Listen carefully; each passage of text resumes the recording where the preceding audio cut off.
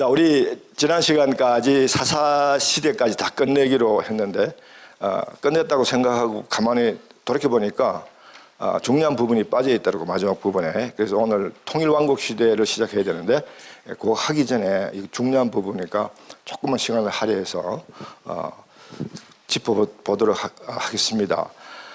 사사시대가 하나님의 유토피아고 주의 하나님의 말씀의 능력으로 그야말로 하나님의 주권자로서 이루어가야 할 그 하나님의 그 기대, 그거와는 정반대로 인의가 충만한 하나님 나라가 아닌 인간의 나라가 되어버리고 왕이 없었으므로 자기의 소견대로 했던 그 시절이 참으로 이스라엘 역사 가운데서도 성경의 역사 가운데서도 참으로 암흑스러웠던 시대, 깜깜한 시대, 그 시대에 한 줄기 아름다운 빛, 가뭄 가운데 오는 담배와 같은 그런 모습을 보여주는 아름다운 스토리가 룻기입니다.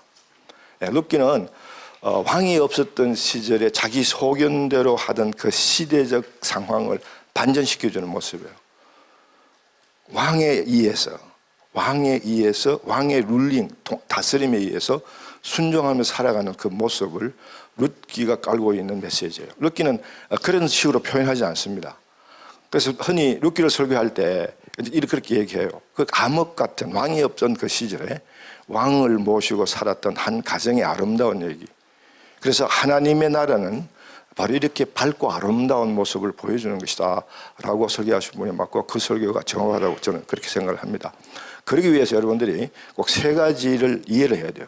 룻기를 이해하는데 지금 우리가 다음과 같은 세 가지 당시의 관습을 여러분 꼭 이해를 하셔야 되는데 그걸 전부 다 우리가 이렇게 풀어놓고 보면 첫째는 이삭 줍기. 레위기 19장 9절에서 10절의 내용을 보면 추수할 때 이삭이 떨어지잖아요, 그렇죠?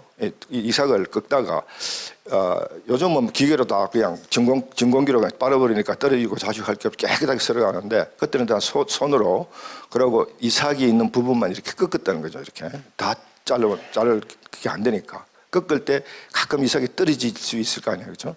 그럴 때 그 이삭을 사사시 다 줍지 말라. 왜냐하면 가난한 자들이 그 떨어진 이삭을 주워서 이제 생계를 이어가는 그런 가난한 시절이니까 너희들이 농사를라도 지을 수 있는 그런 여유가 있는 너희들은 그 가난한 자를 위해서 그 이삭을 떨어뜨려 놓아라. 끝까지 딱 줍지 말라. 그게 바로 이웃사랑이에요. 그 이웃사랑의 표현이라는 거죠. 그게 레위기 19장 9절 10절에서 하나님께서 그렇게 명령해 두시다. 그 다음에 여러분이 또 꼭 룻기를 공부하실 때 꼭 기억해야 될 풍습은 소위 고엘이라는 개념인데 기업 모르는 자. 레위기 25장 25절에 이런 얘기가 나옵니다. 만일 내 형제가 가난하여 그 기업 중에 얼마를 팔았으면 그에게 가까운 기업 물을 자가 와서 그 형제가 판 것을 물을 것이요. 기업을 물어주는 거죠. 그 형제를 빚더미 속에서부터 구출해 주는 거죠. 이 고엘의 개념이 극대화된 것이 예수님입니다. 예수님이 우리를 죄에서 대신해서 우리 죄를 회복시켜 주시는 그런 고엘. 바로 그런 고엘의 개념을 이해를 하셔야 되고 마지막으로 형사치수법이라는 법이 있습니다. 신명기 25장 5절 6절에 형이 결혼해서 자식을 낳지 못하고 죽으면 동생이 그 형수와 관계를 해서 아들을 낳고 그 아들은 동생의 아들이 되는 게 아니라 그 형의 아들이 되는 거죠. 대를 잇게 해주는 그런 제도가 있습니다.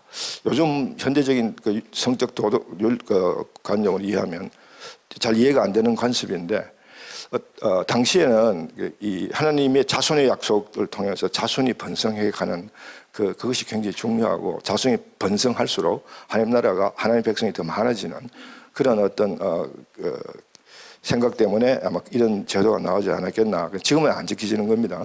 지금 안 지켜지는 거니까 그렇게 여러분 그렇게 생각하시면 되겠어요. 어쨌든 이 세 가지의 그 당시의 관습을 이해를 하시고 룻기를 읽게 됩니다. 룻기는 룻기 읽어보시면 1장에 이런 말이 나와요. 풍족하여서 갔다가 그러니까 모압 지방으로 갔잖아요. 가난해서 다 그러니까 쫄딱 망해가 돌아왔다. 그런 표현이 있습니다. 그 표현을 가지고 우리가 나오미 가정이 모압 지방으로 소위 이민을 간 게 생계형 이민이 아니고 소위 종교의 자유를 찾아서 보다 하나님을 섬기는데 하나님의 방법대로 섬기기 위해서 사사시대가 너무나 암흑했고 하나님의 룰이 전혀 통하지 않았고 인위가 극치 이르는 그 시대에 자기들이라도 그런 상황을 벗어나서 종교 하나님을 왕으로 모시고 살아갈 수 있는 그런 환경을 가보고 싶다. 마치 영국의 퓨리탄들이 종교의 자유를 좀 보다 나은 종교 생활을 위해서 메이플라워를 타고 험난한 대서양을 건너서 이제 미국 그 뉴잉글랜드 지방으로 온 것처럼요. 하나님을 왕으로 섬기고 살고 싶었던 그 열망을 갖고 있는 사람들이 시대로 오고 가면서 참으로 많이 있다는 거죠. 나오미 가정도 그 중에 한 가정이에요. 그래서 풍성한 자기들이 잘 살았지만은 종교 하나님을 더 하나님답게 섬기기 위해서 그 환경을 맞추기 위해서 그 이스라엘 땅을 떠나 옆에 노단강 건너 모압 땅으로 가서 있다가 거기서 불행을 당하게 되죠. 예? 예. 아들 말론과 기론을 잃어버립니다. 근데 두 아들이 이방 여자하고 결혼했잖아요. 그래서 그 며느리가 오르바와 그리고 룻입니다. 근데 어머니가 남편도 물론 죽었죠. 그 어머니가 이제 며느리 둘 남은 며느리에게 이제 소위 얘기합니다. 내가 너희의 대를 이어줄 아들을 낳을 그런 연령이 아니니 너희 친정으로 돌아가라. 그게 무슨 얘기예요? 예, 지금 금방 읽었던 세 번째 형사치수 제도에 대한 얘기를 하는 거예요. 다시 말하면 너 남편의 동생을 낳아가지고 그 동생이 자라서 너와 관계 가운데 아들이 나오면 너 남편의 자손 대를 이기게 되는데 우선 나오미의 나이가 애를 생산하는 나이도 아니고 설사 난다 그래서 걔가 그런 성숙해질 때까지 시간 이 모든 계산이 불가능하다. 형사치수법이 있지만 적용할 수도 없으니까 차라리 내가 진정으로 돌아가라. 예? 예. 그랬을 때 오르바는 이때다 그러고 돌아갔잖아요. 둘째 며느리 오르바는 너무나 그 소리를 기다렸다가 그냥 이때다 그러고 돌아가 미안하니까 눈물 조금 흘리고 그러고 돌아갔는데 이 룻은 아주 중대한 결단, 아주 아름다운 결단하죠. 여기 핵심이 여기 있습니다. 어머니 종교가 내 종교고 어머니 하나님이 나의 하나님입니다. 여기에 이방인의 결혼이 예수를 믿지 않는 결혼이 합당해질 수 있는 이유가 있어요. 무조건 예수 안 믿는 자와 결혼은 안 된다. 그건 아니에요. 그건 아니고 원칙은 믿는 자끼리 결혼하는데 그 결혼이 한 사람이 예수 믿는 사람을 만들어낼 확률이 높을 때는 그 결혼이 허용된다. 그래서 유대인들이 여러분 이 유대인들이 이방인과 결혼하지 마라. 그렇죠? 여러분 에스라가 부흥 운동을 일으킬 때 그 느헤미야 8장에 부흥회를 일으키고 이스라엘 백성들의 여호와 신앙을 회복하는 그 부흥 운동을 일으키면서 그 첫 열매가 뭐냐면 이방 여인과 결혼했던 그 결혼을 전부 무효화시킵니다. 그래서 다 이혼시켜요. 그래서 이방 여인들 다 돌려보낸다고요. 굉장히 잔인하고 악랄해서 그처럼 보이죠. 근데 그거는 이 원칙이 여기 일이 있어요. 그럼 성경 읽을 때 그런 결혼의 문제가 나오면 이 원칙을 기억하셔야 돼요. 종교적인 결혼은 괜찮습니다. 그러니까 다시 말하면 결혼을 함으로 상대가 여호와의 신앙으로 돌아올 수 있는 지금 나오미와 같은 상황이에요. 그런 결혼은 성경이 허용하고 용납하는 결혼입니다. 그런데 그 반대로 우리 다 좀 읽었을 때 진멸하라 그 얘기를 읽었을 때 했던 것처럼 아들과 딸이 그들과 결혼함으로 이방 신앙, 그 바알 신앙으로 넘어갈까 염려한다. 그러므로 그런 결혼은 허용하지 않는다. 그런 허용하지 않아요. 그다음 두 번째로는 혈통이 섞이는 결혼은 인정하지 않습니다. 그런 그 권칙이 성경 속에 있다는 사실을 기억하시면 되겠습니다.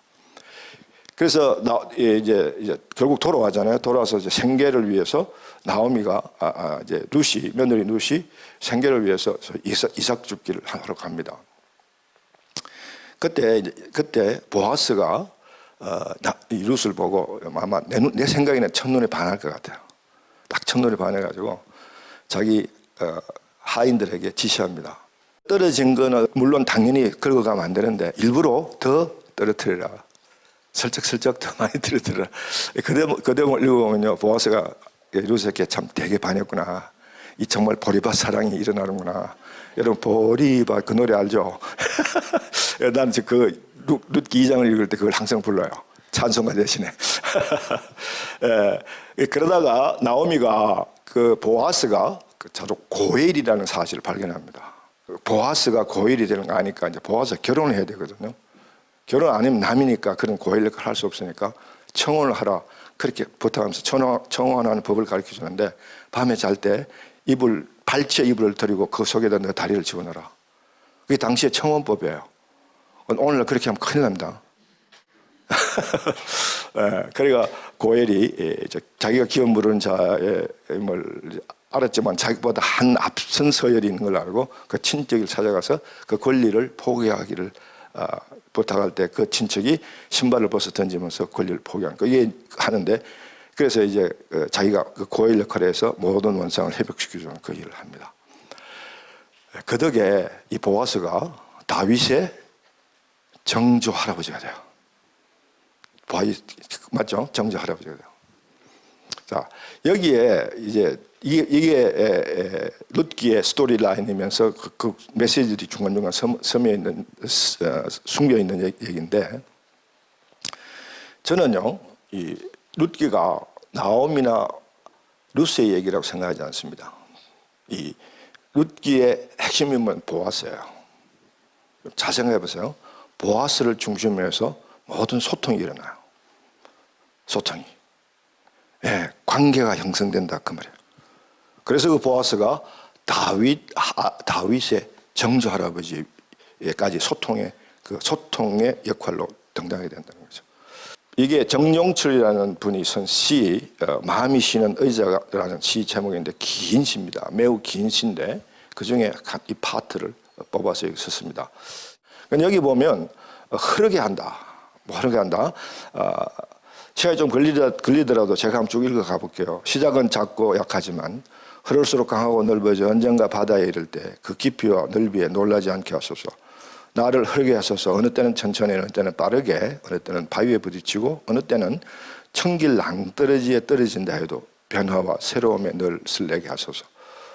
나를 흐르게 하소서. 걸음으로 강가의 땅을 비옥게 하여 그 꽃의 식물들이 철을 따라 아름답게 꽃피우고 좋은 과일을 풍성히 맺게 하소서.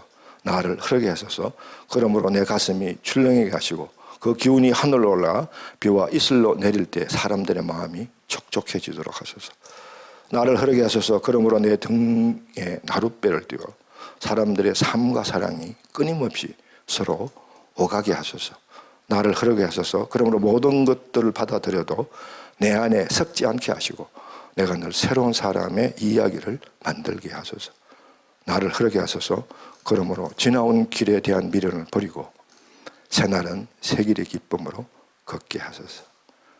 성경만큼 아름다운 구절입니다. 성경에 나오는 시편만큼 아름다운 구절이라고 생각합니다. 이게 바로 보아스의 모습이고 나아가서 우리 모든 크리스찬들의 모습입니다. 사실 모든 크리스찬들은요 소통의 통로예요. 그게 축복의 통로다 그 말이죠. 예. 나오미에 대한 얘기를 읽고 우리가 보아스를 중심으로 생각해 보면 기독교는 역시 관계의 종교다. 관계를 맺어야 된다. 그걸 다시 한번 우리가 마음속에 되새겨보는 그런 얘기가 되겠습니다. 자, 이제 사사시대의 마지막 부분을 커버하는 부분이 열왕기상 사울 왕이 등장할 때까지 이제 그 사무엘이 등장합니다. 사무엘이 마지막 사사이면서 이제 제사장인데 여러분이 아시는 대로 사무엘은 한나의 기도에 의해서 태어난 그런 아이거든요. 그래서 한나가 하나님께 태가 안 열려서 자식을 달라고 기도할 때 한나가 서원을 하는데 그 서원이 바로 나실인이에요. 나실인 서원을 합니다. 이 나실인이라는 제도는 민수기부터 나오는 얘기인데 나실인은 그 사람을 하나님께 헌신하는 얘기예요. 우리가 하나님께 헌신된 자들이라면 우리 모두가 나실인이에요. 구약의 나실인은 두 가지 종류가 있어요. 종신직 나실인이 있고 임시직 나실인이 있습니다. 종신직 나실인은 죽을 때까지 나실인으로 살다 하는 거예요. 나실인은요 독주를 마시면 안 되고 그다음에 머리를 깎으면 안 돼요. 그리고 시체를 만지면 안 돼요. 그리고 그렇게 나시린을 지나다가 하나님이 하시는 그 임무가 다 완성되었을 때 나시린의 자격이 끝날 때는 자격을 벗어나는 그런 제사들 드리고 평상인으로 돌아갑니다. 그때는 독주를 마셔도 되고 머리를 깎아도 돼요. 자, 머리를 깎다가 나시린이기 때문에 머리를 깎으면 안 되는데도 불구하고 머리를 깎다가 망신한 자가 누군가요? 예, 우리 벌써 금방 지나왔는데 삼손이에요. 예. 그래서 나시린 제도라고 그런 걸 이해하시면 되겠는데 산나가 사무엘을 낳을 때 그렇게 나시린으로서 하나님께 이미 낳기도 전에 사무엘을 하나님께 헌신했습니다. 그래서 이제 사무엘이 이제 태어나게 됐는데 사무엘 상은요 바로 핵심은 이제 신정 체제에서 왕정 체제로 옮겨가는 소위 트랜짓 피리드 전환기의 얘기를 보여주는 겁니다. 사무엘 상은 특히 그래서 사무엘 상에는 이제 사사 시대 마지막으로 사무엘 얘기가 나오고요. 그리고 이제 그 왕정 시대로 넘어가는 그 파트에서는 이제 그 사울이 등장하게 됩니다. 자, 그래서 우리가 사무엘 얘기를 우리가 그 정도로 하시면 될 것 같은데 한 가지만 우리가 또 사무엘 얘기를 마지막으로 한 가지만 우리가 살펴볼 텐데 성경 사무엘상 12장 3절에서 4절 말씀까지입니다. 3절에서 4절 말씀까지 제가 읽겠습니다. 내가 여기 있나니 여호와 앞과 그 기름 부음 받은 자 앞에서 내게 대하여 정언하라. 내가 누구의 소를 빼앗았느냐? 누구의 나귀를 빼앗았느냐? 누구를 속였느냐? 누구를 압제하였느냐? 내 눈을 흐리게 하는 뇌물을 누구의 손으로 받았느냐? 그리하였으면 내가 그것을 너에게 갚으리라 하니 그들이 이르되 당신이 우리를 속이지 아니하였고 압제하지 아니하였고 누구의 손에서든지 아무것도 빼앗은 것이 없나이다 하니라. 아멘. 예, 이게 소위 말하는 사무엘의 은퇴사예요. 예. 자기의 생애를 돌아보면서 자기가 얼마나 깨끗한 삶을 하나님 앞에서 나신이로서 얼마나 깨끗한 삶을 살았는가를 마지막 고백하는 얘기예요. 저는 성경을 읽을 때 이 부분을 읽을 때마다 제 자신을 돌이켜봅니다. 우리 인생을 다 끝날 때 특히 아직 인생을 정리해야 할 단계에 있는 사람 많지 않은 것 같은데 저는 이제 인생을 정리해야 할 단계에 있는데 지금도 이제 목회자잖아요.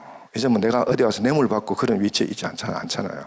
그럼에도 불구하고 우리는 여전히 그런 유혹에 빠질 수 있는 가능성이 많다는 사실을 제 자신을 늘 이렇게 그래서 늘 이 구절을 되새깁니다. 오늘 이 짧게 시간이 없이 많은 분량을 해나가야 할 짧은 시간에도 불구하고 제가 이 구절을 꼭 여러분과 나누고 싶은 이유는 우리의 삶, 그리스도의 삶, 성경을 읽어서 구별되는 사는 삶의 끝이 어떻게 되어 있느냐. 그 삶을 다 마감했을 때 그야말로 하나님께서 우리에게 주신 모든 허락한 일을 다 마쳐서 마감할 그때 정말 여러분은 이 사무엘 같은 이런 고백을 할 수 있겠느냐. 복음성 중에 이런 복음성이 있습니다. 내 인생 여정 끝내요. 저 언덕 넘어 강 건너 이럴 때 뒤를 보니 주님의 은혜였습니다. 사실 여러분 지금 이 순간에도 여러분이 뒤를 돌아보면요. 여러분의 발자국이 있는 거 아니에요. 그 옆에는 예수님의 못자국 발자국이 함께 따라가시는 거죠. 자, 어쨌든 사무엘이 인생의 마지막에 이런 고백을 하면서 이제 정권을 사울에게 넘기고 자기는 고향에 돌아가서 은퇴하면서 고향에 선지자 학교를 세워서 이제 은퇴를 하는 거죠. 참 멋있는 삶입니다. 너무 멋있는 삶이에요. 여러분도 사무엘과 같은 그런 삶을 정리되고 그렇게 아름답게 끝맺음이 되는 삶을 지금부터 살아가게 되기를 주님으로 축원합니다. 그게 복된 삶이에요. 자, 이제 사울이 등장을 하게 됩니다. 통일왕국 시대로 가겠습니다. 자, 시대로 보는 통일왕국 시대 우리가 지금 어디까지 와 있는지 한번 살펴보겠습니다. 장교 시대,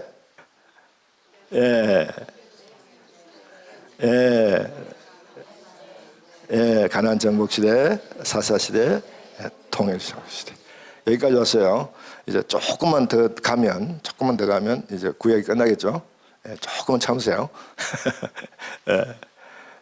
자, 그러면 이 시대까지 커버했던 성경책은 창세기, 출애굽기, 민수기, 여호수아서, 사사기, 사무엘상, 하, 열왕기상 11장까지. 사무엘상 하반부는 사울 얘기예요. 사무엘 하 전체는 다윗 얘기예요. 그리고 열왕기상 1장에서 11장까지는 솔로몬 얘기입니다. 그러므로 통일왕국 시대는 사울, 다윗, 솔로몬 각각 40년씩 통치하고 그 피오리 전체는 120년입니다. 그 다음에 시간이 흘러가지 않는 역사서가 나온다고 그랬습니다. 레위기, 신명기, 룻기. 자, 그 다음에 하나가 더 나올 거예요. 이제부터 다른 줄기의 역사서가 나오기 시작합니다. 소위 말하는 역대기. 자, 우리 모세 오경을 통해서 이어지는 역사서를 신명기 사관에 의해서 쓴 역사서다. 그렇게 해서 이 역사서는 분열왕국 시대까지만 가봐요. 이제 다음 시간이 분열왕국 시대인데, 분열왕국 시대 때 남북왕조가 망하는 데까지 가봐요. 그 이후에 포로 시대, 그 이후에 귀환 시대까지 다 커버하는 책이 역대기로 시작해서 에스라, 느헤미야로 이어지는 또 다른 하나의 역사서의 흐름이 있습니다. 그래서 우리가 성경에 우리 여러분이 일반 성경에 분류된 역사서, 모세오경을 포함해서 역사서는 모두 몇 건인가요? 아주 초보적인, 아주 기초적인 질문인데, 제가 이번에 러시아 가서 그 소수민족 성경 지도자들 강의를 하는데 부분적으로 어떤 건 깊이 알고, 그러니까 선교사인데 그 부분은 열심히 배웠고, 포괄적이고 통계적 기술적인 잘 안 배워가지고 어떤 부분은 전혀 몰라.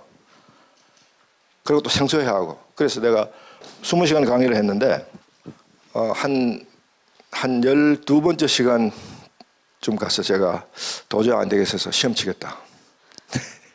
제가 이 성경 통독 강의를 제가 거의 10몇 년째 하는데 이 강의를 하면서 시험 쳐본 적이 처음이에요. 근데 시험은 세계 어디 가도 제일 좋은 약이더라고요. 잠 깨우는데. 그래서 눈이 번쩍 떠가지고 그때부터 시험 치려고 그래 안 치면 안 되잖아요. 그래서 러시아 통역하는 그 자매님이 시험 문제를 내서 시험 문제 여기 있습니다. 러시아로 된 시험 문제. 여러분 시험 칠까요? 자, 역사서가 좀 몇 권이나 그래요? 17권. 우리 전통적 분류법 그 도표 지금 앞에 자매님 펴고 계시는데 거기 보면 17, 5, 17이에요. 이 신약, 구약이 뭐 39권인데 그 39권의 구조가 모세 오경을 따로 안 떼고 역사서라는 그걸 해서 역사서, 시가서, 예언서라는 세 개의 큰 부류로 나눌 때 여러분 꼭 외워두세요. 여기는 기본적인 상식이니까 17, 5, 17로 나간다는 거죠.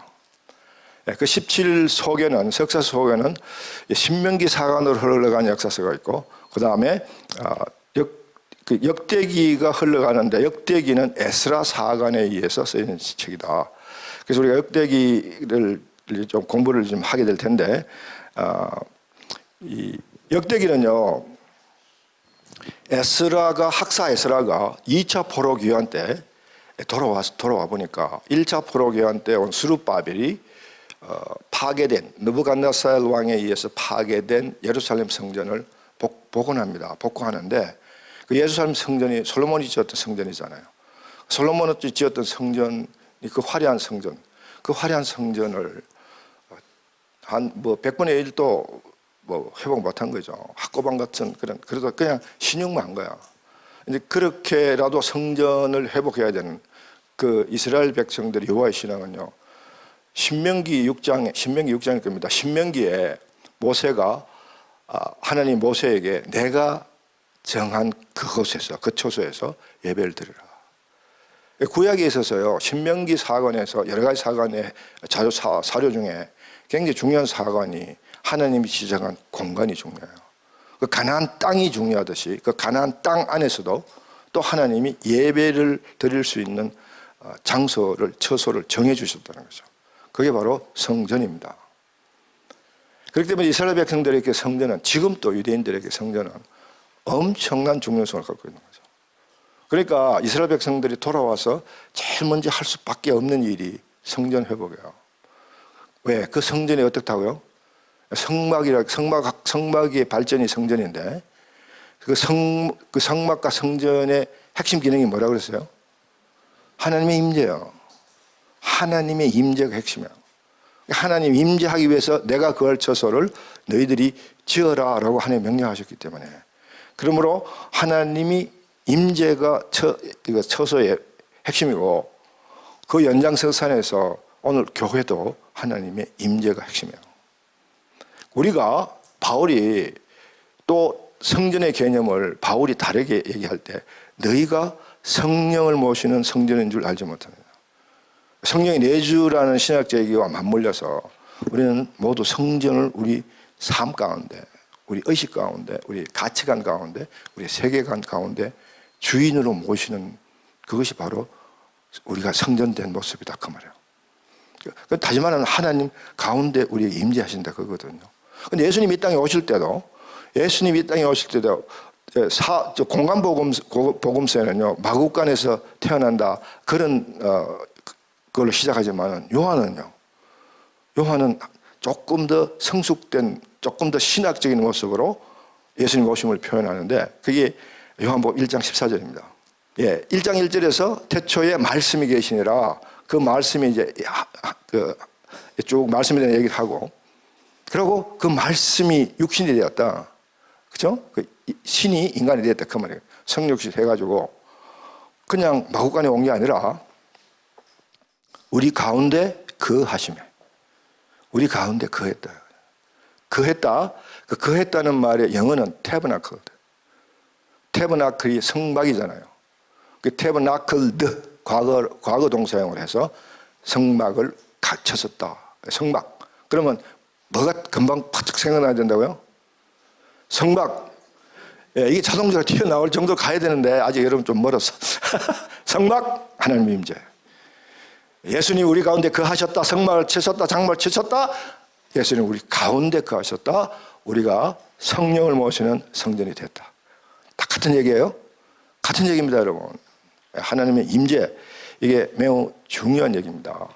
그래서 이 성전이라는 개념은요 유대인들에게는 물론이거니와 우리 신약 백성, 새 이스라엘 백성들에게도 이 성전의 개념 매우 중요합니다. 그러니까 교회가 이제 성전이라는 개념으로서의 교회를 생각할 때 하나님의 임재를 빼버리고 생각할 수 없잖아요. 그리고 우리가 성전을 모신 성령이다 라고 바울이 고백처럼 그걸 우리의 고백으로 받아들여야 되고, 그렇다면 정말 여러분은, 또 교회는 하나님의 임재가 있습니까? 네. 나는 그 부분에 대해서 있습니다 라고 자신 있게 대답할 자신이 없습니다. 그렇게 하나님이 있습니다 라고 대답하기 위해서 우리는 성경으로 먼저 돌아가야 돼요.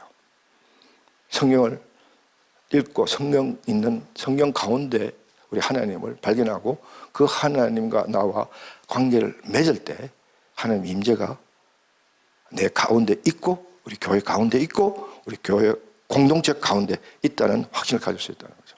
성경 따라 기분으로만 확신하면 우리 잘못 확신할 수 있다. 그래서 그 성전이 중요한데, 에스라가 돌아와서 보니까 성전도 초라하지만은 그 외에는 아무것도 이스라엘 백성들의 정체성을 찾을 길이 없는 거죠. 사마리아인은 이미 아수르에서 먼저 150년경에 먼저 망했던 사마리아인은 이미 혼혈 다 돼서 북왕국 10지파의 개념은 사라지고 없고요. 남왕국의 유다지파 잔류 세력들, 또 그 여호와 신앙이 벌써 70년이라는 포로 기간 지난 후, 그러니까 이 에스라가 돌아올 때는 느헤미야가 돌아올 때보다 더 늦게 돌아왔으니까 거의 90년이라는 시간이 흘러요. 100년에 가까운 시간이 흐르고 돌아와 보니까 이스라엘 백성들이 아무것도 남은 게 없어. 이 정체성을 어떻게 찾을 것인가? 에스라가 기도 가운데 이 백성의 역사를 새로 써야 되겠다. 자기가 배우고 자기가 제사장이고 학사니까 거기에 대한 많은 자료들을 그래도 머릿속에도 들어있을 거고 또 주변에서 찾을 수 있을 거고, 그래서 자기가 역사를 다시 쓴 거예요. 그게 역대기입니다. 역대기의 저자는 에스라인데, 그런데 에스라가 쓴 이 역대기의 사과는, 그래서 우리가 그걸 에스라 사과니라 그러는데 북왕국 10지파는 인정하지 않아요. 왜? 금송아지를 숭배했기 때문에. 그러니까 역대기의 사관의 핵심은 여호와 신앙이에요. 에스라가 제사장이니까 여호와의 신앙을 사관으로 해서 이스라엘 백성들의 역사를 쓴 거야. 그러니까 북왕국 10지파의 역사는 당연히 포함되지 않죠. 그 사람들은 여호와 신앙의 역사 가운데 들어올 자격이 없는, 북왕국 10지파는 빼고 아합 왕 얘기만 써요. 하도 악하니까, 하도 악랄하게 놀았으니까. 그게 그 악랄이, 이 에스라가 보는 아합의 악랄은요, 뭐 폭정을 했다, 국민을 그랬다, 그보다도 아합의 아내가 누구야? 이사벨이잖아요. 이사벨은요, 몇 명의 바알 선지자, 요즘으로 치면 선교사, 바알 신앙의 선교사들을 끌고 와가지고 북왕국을 금송아지보다 더 나쁜 바알 신전을 지키자고요. 그 여파를 몰고 이 남유다까지 바알 종교화 하려고 많은 선지자들을 키우고 사비를 들어서 보내고 했던 이런, 그러니까 에스라가 볼 때는 극악무도한 사람이죠. 그렇지 않습니까? 네. 그래서 북왕국 그건 빼고 남왕국 역사만 썼다. 그게 역대기다. 역대기의 특징은 그걸 이해하셔야 돼요. 역대기를 여러분 읽어보시다가 왜 북왕국 얘기가 안 나오지? 그건 쓸데없는 부질없는 걱정입니다. 이제 그 걱정하지 마세요. 그리고 어디 누가 혹시 왜 그런 거 안 나오지? 너 알아? 그러면 점잖게 가르쳐 주셔. 야, 근데 좀 배워. 그러면서 그렇게 이해하시면 정확합니다. 한 가지만 더 여러분 또 써먹기 위해서 가르쳐 드리면, 그래서 역시 북왕국 신명기 사관에 의한 열왕기 그 역사서도요, 다윗 얘기에 굉장히 많이 화려합니다. 사무엘 하 전체가 다윗 얘기잖아요. 역시 이 역대기도 다윗 얘기를 참 많이 씁니다. 그러니까 다윗 같은 왕, 이제 우리 분열왕국 시대가 되풀이되는 얘기지만은 나머지 왕들의 평가 기준이 첫째가 다윗 같은 왕이야. 둘째가 우상을 숭배했는가. 그건데 그때 다시 뒤풀이해 드릴 테니까. 그러니까 다윗이 이 근대 소위 이스라엘, 국가적으로도 그래요. 국가 역사적으로도 그렇고 성경 역사적으로도 그렇고 근대 이스라엘의 핵심 인물이 되는 거죠. 그래서 그들은 메시아가 다윗 왕국을 회복하는 메시아가 온다고 믿었잖아요. 지금도 그렇게 믿고 있어요. 어쨌든 그 다윗 얘기를 많이 쓰는데 다윗에 대한 얘기를 중에 바세바 간음 사건을 안 줘요. 그 역대기 읽다가 이 바세바 간음 사건의 역대기에서 왜 안 적었지? 이제 그런 질문이 여러분이 있을 수도 있고 또 주위에서 질문을 할 수도 있어요. 그에 대한 답변을 가르쳐 드릴게요. 어떻게 여러분 아세요? 왜 안 적은, 왜 뺐는지? 성경은 설명 안 해요. 나도 모르는데 유대 문헌에 보면 이유를 이렇게 한다고. 다윗 당시에 그 전쟁이 계속했잖아요, 그렇죠? 그때 최전방에 가는 장군은 그 전투에 임할 때, 그 전방에 갈 때 아내에게 이혼 정서를 써준다는 거죠. 왜냐하면 언제 죽을지 모르니까. 죽으면 이혼 절차 밟고 이러면 골치 아프니까 바로 그 순간에 이혼이고 자유이혼가 되고 언제나 결혼해도 된다. 그런 시스템이 있었다는 거죠. 그 지금 바세바의 남편 누굽니까? 우리아는 이방인입니다. 그렇죠? 그래서 역대기에 보면 사무엘 하에 보면 바세바를 감했던 사건을 숨기려고 막 일부러 최전방에 가게 죽이게 하라고 막 이렇게 다윗이 그렇게 하는데 이 역대기에는 그게 없어요. 아예 그걸 안 쓰는데 유대 문헌에는 그래서 우리아가 최전방 나갈 때 이혼 정서를 써주고 나갔기 때문에 바세바가 유부녀가 아니었었다. 그런 논리를 끌고 들어가는 거죠. 그런 이유 때문에 에스라가 역대기에 다윗 얘기를 안 썼는지 그건 저도 모르겠습니다. 그 다음에 욥기가 나오고요. 자, 이제 통일왕국 시대 가면 거의 시가서가 나오기 시작해요. 전도서, 잠언, 아가서, 시편. 그러니까 우리 성경을 이제 읽는 순서가 이 사무엘 상까지는요, 거의 기본 성경책 순서대로 진행돼요. 별로 왔다 갔다 할 게 없는데, 이제 예를 들어서 모세가 죽을 때 시편 90편이 모세가 쓴 시편이라고 모든 성자들이 믿기 때문에 신명기를 끝내고 모세가 죽고 그래서 90편을 읽어요. 그때 시편이 하나 끼어들어오고, 그럼 거의 성경 순서대로 가다가 이제 그 사무엘이 등장하면서부터 막 헷갈리기 시작해요.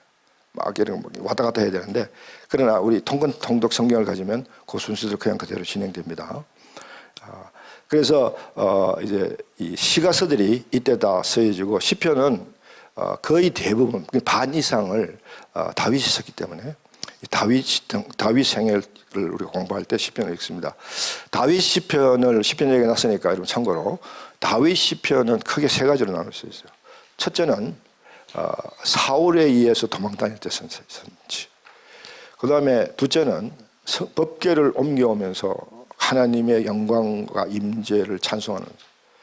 그 다음에 세 번째는 아들 압살롬의 반란에 의해서 다시 도망자가 되면서 선시들. 크게 이래 세 가지 시간적 분류를 할 수 있습니다. 뭐 중간중간 다 이제 근데 시편에 나오는 시편들을 시간 흐름 속에 분류한다는 것은 굉장히 힘든 거예요.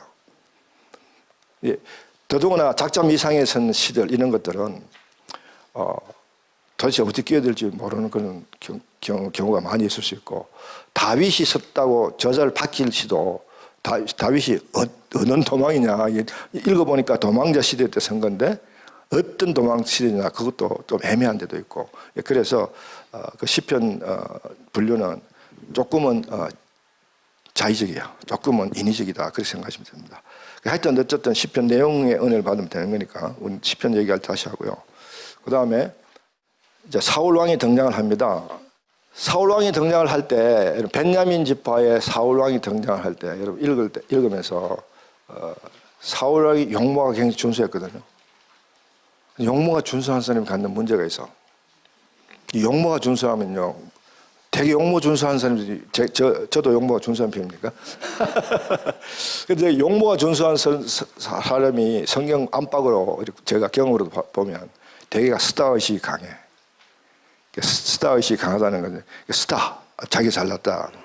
그게 아니라 스타는 스스로 타락하는 사람이에요. 예, 용모가 준 사람들은 스타 의식을 갖다가 나중에 결과로 스스로 타락하게 되더라고요. 이 사울이 그런 사람 중에 하나야. 용모가 준수했지만은 하나님의 기름 부음을 받으실 때 하나님의 신이 임하잖아요. 여러분 구약에서 잘 들으십시오. 이 성경을 이해하는 팁 중에 하나인데, 구약에서 기름 부음을 받는다 그러면 그게 성령이 임한다 그 얘기야. 뭐 기름을 펄펄 끓이가 뭐 붓는다 그 얘기가 아니고요. 하나님의 신이 그 사람에게 임하여 그래서 능력을 주시는 거야. 그런데 구약의 하나님의 신에 임하는 특징은요, 특정한 사람에게 특정한 목적을 위해서 하나님 신이 성령이 임합니다. 그리고 그 목적이 달성되었을 때 그 신이 떠나요. 좋은 의미로 떠날 수 있고 나쁜 의미로 떠날 수 있습니다. 떠나는 게 신약과 구약의 차이점입니다. 신약의 성령은 우리가 이 사도행전을 보면 우리가 예수를 구주로 영접하고 세례를 받으면 성령을 선물로 주지 않겠는가. 그래서 그 성령이 세례를 받을 때 우리 속에 내주하신다. 그리고 내주했던 성령이 그 다음에 떠나지 않습니다. 한 번 해병은 영원한 해병. 여기 문제가 사실 있어요. 이게 한 번 구원은 영원한 구원. 여기 문제가 사실 있어요. 그건 신약에 가서 말씀드릴게요. 한 번 구원은 영원한 구원이 아니다가 아닌데 반드시 그렇게만 어프로치하면 안 된다는 얘기를 하고 싶다는 거죠. 한 번 성령 내주는 영원한 떠남이 없다. 그건 맞는데 그 다음에 그 성령의 충만과 관련했을 때 우리가 이걸 어떻게 이해할 건가? 이 이해가 우리 그 구별된 삶을 위해서 굉장히 중요한 부분입니다. 사울이 그렇게 하나님 신이 와서 사울이 어떻게 변한다고요? 방언도 하고, 예, 방언도 하고 성령의 소위 그 카리스메틱한 그런 모습을 나타내기 시작하는 거죠. 그러니까 이게요, 여러분 보세요. 용모가 준수한 사람이 그 카리스메틱한 그런 요소까지 막 보이기 시작하면요, 이게 목이 막 굳어지기 시작할 수 있겠어요, 없겠어요? 네, 그런 사람 조심해요. 완전히 스타가 되는 거죠. 그래서 스타가 되면서 사울은 어떻게 망하는지 볼까요? 사울이 망하는 그까지 보겠습니다. 첫째, 혹시 성경 가지고 계신 분은 사무엘상 13장 8절 9절을 펴시면서 성경 구절을 같이 보면서 오시면 좋겠네요. 사무엘의 이제 이 제사는요, 구약에 있어서 제사는요, 반드시 제사장이 집전하게 되어 있습니다.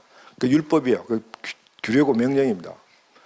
이 북왕국, 나중에 우리 북왕국 여로보암의 실수를 얘기할 때 되풀이되는 얘기인데, 여로보암은요, 금송아지의 제사장을 레위인이 아닌, 레위인 세울 필요 없죠. 그건 금송아지니까. 그럼에도 불구하고, 일반인들을 그냥 제사장으로 세워버렸다는. 그것도 하나님 보시기에 엄청나게 진노산 일이거든요. 어쨌든 이 구약의 제사는 반드시 제사장이 드리게 됐어요. 천 없어도. 예외가 없습니다. 여러분 다시 얘기하지만요. 하나님이 한번 우리에게 규례를 주셨고 명령을 주셨으면요. 그 다음 예외가 없습니다. 안 바뀐다는 거예요. 아무리 우리가 핑계가 돼도 그 핑계가 통하지 않는다. 그걸 보여주는 대목이기도 합니다.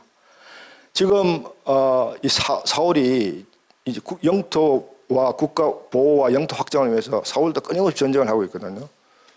그때 당시에 제일 외적으로서 제일 강했던 종족이 블레셋 종족이거든요.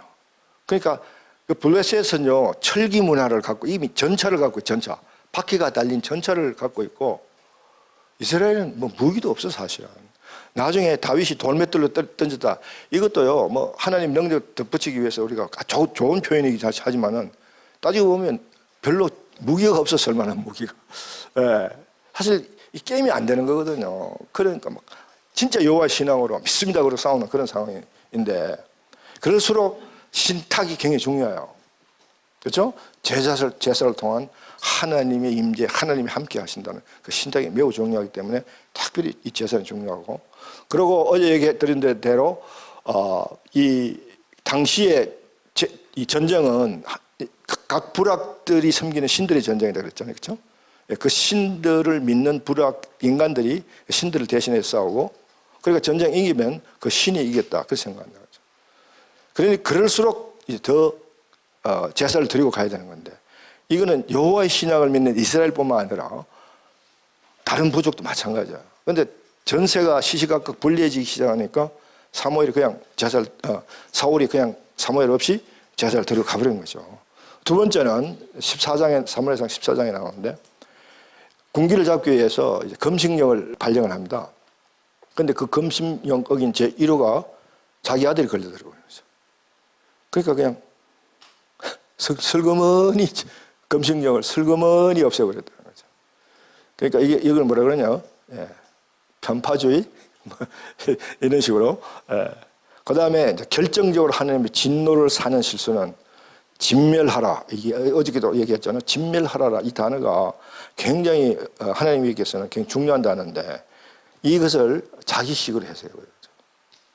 그래서 그러니까 하나님 진멸하라는 내용이 뭐냐 하면 우, 양, 뭐 이런 것 하나도 전리품을 하나도 가지면 안 된다. 다 처리해버려. 전리품을 갖고 오지 마라. 그게 하나님 명령이었었는데 사울이 살찐 소나 양을 다 뒤로 숨겼잖아요. 그렇죠?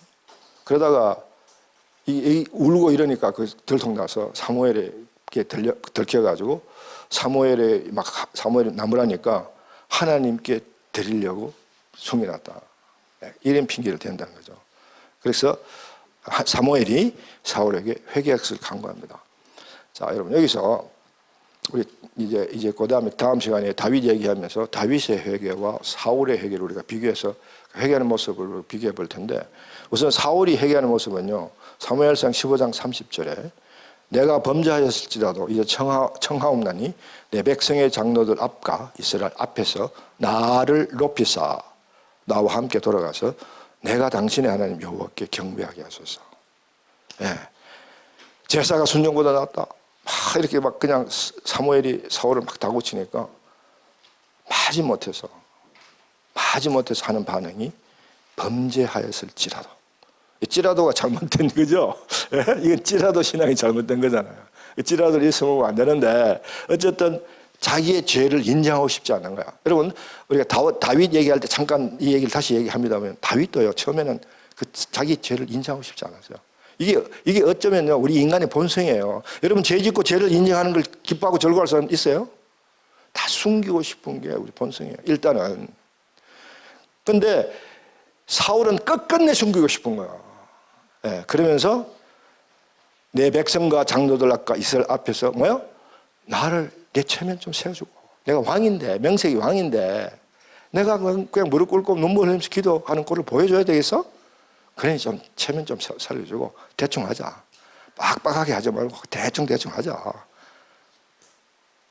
대충 하자. 여러분, 회개는 대충 하는 거 아닙니다.